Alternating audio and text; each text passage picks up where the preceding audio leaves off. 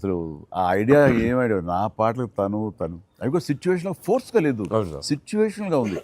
నువ్వు అనుకున్నా రాదమ్మా తను దిగదు, దిగుతాగా నేను ఎందుకు రాదు అని రామచిలకమ్మ అది సెలెక్ట్ చేయటం. అండ్ నాకు ఓన్లీ ప్రాబ్లం ఏమైందంటే అది అసలు సూపర్ డూపర్ హిట్. మీరేమన్నా అసలు ఆ గ్రేస్ఫుల్గా చేయటం ఇది ఎక్కడ ఇప్పుడు నేను అలా కరెక్ట్గా చేయాలి. నేను చెప్తాను హుక్ స్టెప్ బాగుంది, బాగా చేసాం, అది అప్రోప్రియేట్ టైంలో అది మన ఫంక్షన్ ప్రీ రిలీజ్ ఫంక్షన్ జరుగుతుండగా ఒక్కసారిగా మీకు ఉత్సాహం, మీకు అసలు క్లూ లేదు కదా ఏం సాంగ్ అలా కూర్చొని ఆ బీట్ రాగానే వెంకీ లేచి డాన్స్ చేసేసరికి మొత్తం దాని ఇంపాక్ట్ వలన టోటల్ సినారియో మారిపోయింది.